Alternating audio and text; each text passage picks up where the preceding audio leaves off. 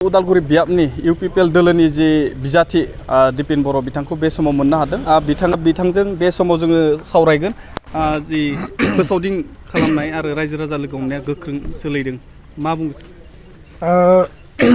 बे बारनि बिसायख'थियाव फोसावदिंनाय हाबाफारिनि टाइमखौ बिराद खम होदों बेखायनो सानसेयाव प्राय 10टानिफ्राय 15टा मेक्सिमाम जायगाखौ कभार खालामनो थाखाय जोङो नाजादों कारण 1,70,000 भटार आरो सा सानजा खोलाहा आरो सोनाबहा बे सारियाव जि मोनसे सोरगिदिं जि विधानसभा समष्टिनि जि मोनसे जग्राफिकेल लकेशन बेखौ माने गाजोबनांगौआ बिराद कठिन किन्तु जोङो मेक्सिमाम जायगायाव हानायसिम कुनु मोनसे एरिया बाद थायाबासिनो जोङो एरिया वाइसआव हाबाफारिखौ लाबाय थादों मिजिंथिदों रायजो राजानि जिखिनि दा दिनैसिमनि जोंनि समर्थन जोंनि सायाव जि बिश्वास जोंनि सायाव जि सापर्ट बियो भट होजासिम स्ट्रङैनो थागोन फैगौ 9 तारिखआव बयबो गोदान सासे बिजाथिनि थाखाय विधानसभायाव देरहाहरनानै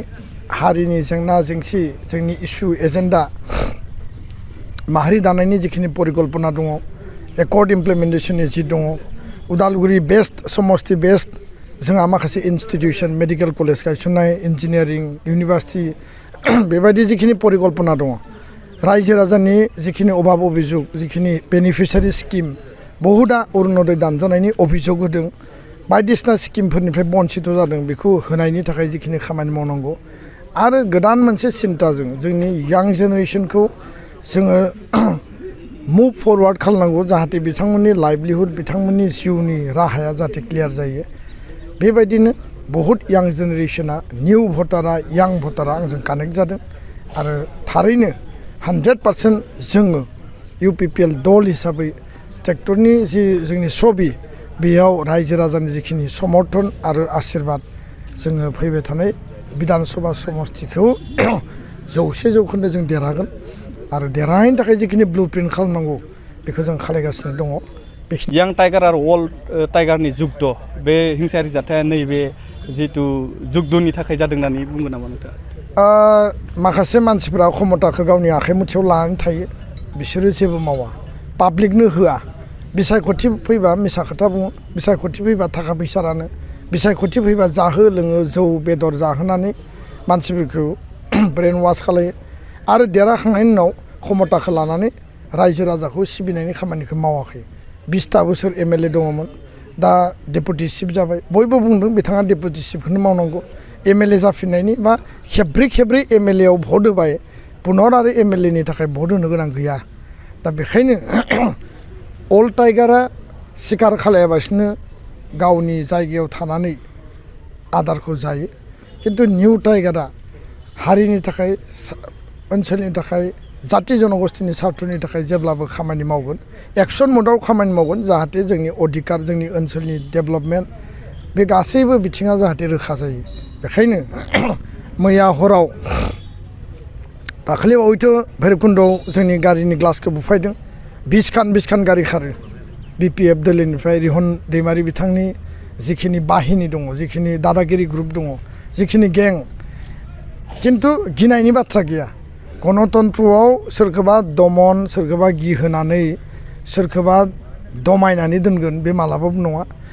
आरो जायफ्रा बेबायदि कान्ड कारखाना खालायदों बिथांमोना गोख्रैनो एरेस्ट जागोन आयेननि नोजोरा बिथांमोननि माने सायाव दङ बिथांमोना जेराव थाङा मानो आयेननि रादारा बिथांमोनखौ नायगिरगासिनो दङ गतिके मैया हराव जोंनि हरिसिंगा ओनसोलनि सासे यां आरो एनार्जेटिक जोंनि सुबुं निजोमसा बर'नि न'आव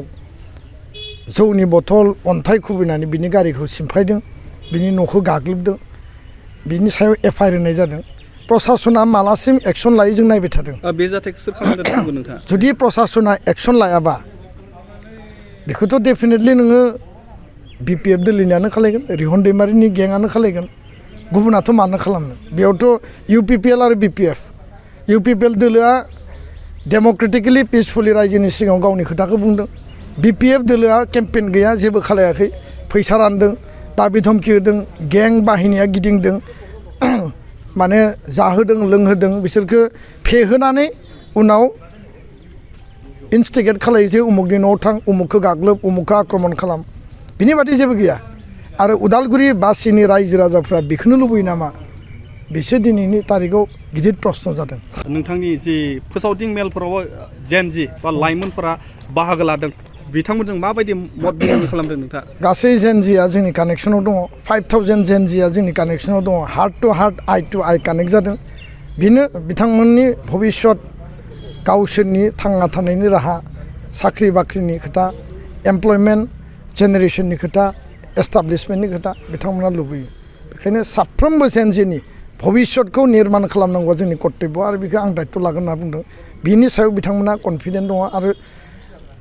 बर'नि अनगायै गुबुन गुबुन हारि माहारिनि जेनजिया गोबां बेयाव लोब लोब बाहागो लाफैदों दा उदालगुरिनि रायजो राजाफ्रा फैगौ 9 एप्रिलाव माबायदि नोंथांखौ माने भटदान होनानै देरहाहोगोन होननानै सानो नोंथाङा आं एसे सिगाङाव बुंबाय जेनजियाव बर'जों लोगोसे गुबुन गुबुन हारि माहारिनि गासैबो माने इउनाइटेडलि ओंखारदों जोंनि सिनियर्सफ्रा जोंखौ आशीर्बाद होदों जोंनि बिमा जोंनि आयं आनै बिनानाव बिब' बिथांमोना आशीर्बाद होदों बे गासैनिबो आशीर्बाद आरो BPF दोलोनि स्वयं मानसिफ्रा बुंदों जे रिहन दैमारिखौ जों MLA बानायनो गोसो गैया कारन बे खेबब्रै MLA जाखांबाय मोनसे पदआवनो सासे मानसियानो मोननै पद लानायनि खोथा गैया बिथाङा डेपुटि चिफखौनो मोजाङै मावथो गोदान मानसिजों MLA दैथायहरगोन 25 बोसोर संग्राम खालामना फैनाय सासे मानसिखौ MLA दैथायहरनाया दल नायाबासिनो BPF जा BJPनि समर्थन जा बिसोर मोननै पार्टिया गावजों एलायन्सआव दङ किन्तु साधारन भटारनि सिन्ताखौ आं बुंदों साधारन भटारा बेखौनो बुंदों जे जों एबाराव दला जियानो जाया मानो किन्तु जों व्यक्तिखौ नायनानै भट होगोन कंग्रेसआबो APBआबो बेखौनो बुंदों दा बेखायनो बयबो रायजोनि आस्था लानानै 9 तारिखाव जों जयै जागोन EVMनि 1 नम्बर बाटनाव ट्रेक्टर दिपेन बर' आरो UPPLखौ बयबो नुगोन बयबो बेयाव गावनि बाटनखौ थुनानै भट होनानै